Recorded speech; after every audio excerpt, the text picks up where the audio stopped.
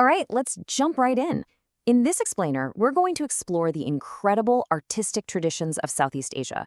What's so amazing is how they weave together all these different creative forms to create something, well, something truly unique and powerful. So, let me ask you something. What could a delicate shadow puppet, an ancient epic poem, and a massive street festival possibly have in common? I mean, it sounds like the start of a riddle, right? They seem worlds apart, but believe it or not, there's a fascinating thread that connects them all, and that's what we're going to unravel. So what is that connecting thread? Well, the answer to our little riddle lies in what we can call the art of the mix.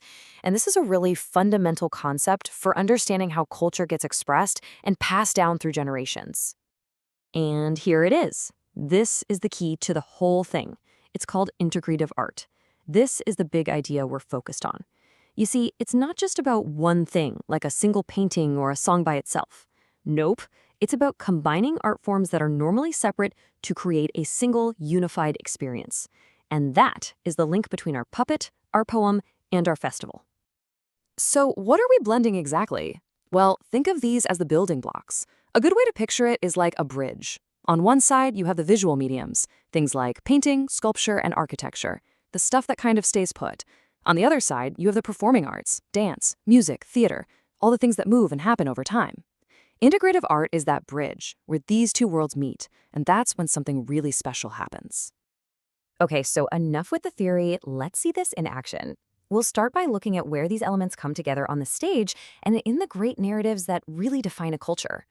Musical plays are a perfect first example. I mean, it's right there in the name, isn't it? You take the storytelling of theater and you crank it up to 11 with the emotional power of music. The two are just inseparable, working together to tell one single powerful story. And check out these two brilliant examples from the region. In Vietnam, you have Hot Boy, which is a traditional form of musical theater. Then you have the Comedia from the Philippines.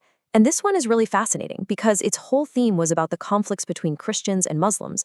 But get this, it was actually used by Spanish colonizers as a way to help spread Christianity. So this wasn't just entertainment, this was art with a clear agenda. All right, so let's shift from stories performed on a stage to the foundational epics of a culture.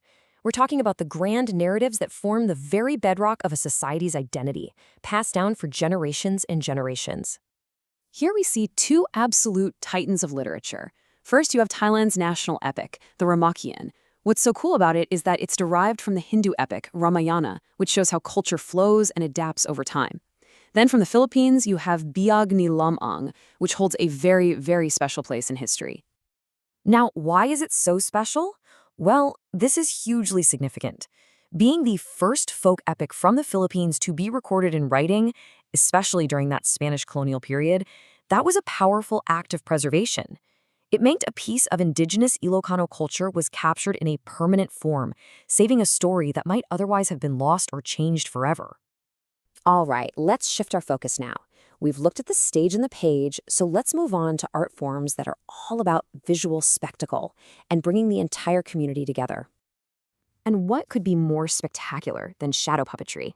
It is such an enchanting art form, and it perfectly integrates the craft of sculpture in the puppets, the skill of theater in the performance, and just the pure visual art of light and shadow.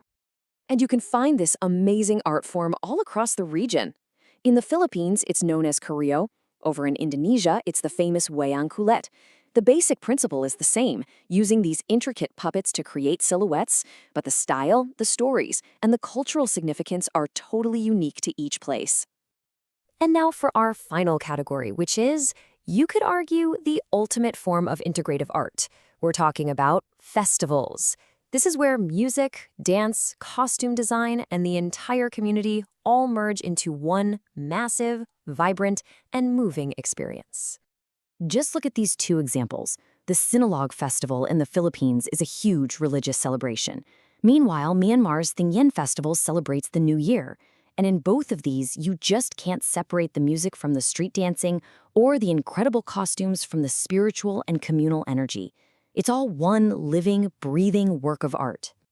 So as we bring this all together, you can really start to see how all these different threads of performance, visuals, and story are woven into this rich and complex cultural fabric, a tapestry of tradition, you could say. Ultimately, what we're seeing is that integrative art in Southeast Asia is so much more than just entertainment. It's how history is remembered, it's how beliefs are shared, and it's how a community's identity is forged and celebrated. It truly is the living heartbeat of the culture itself. And that leaves us with one last thought.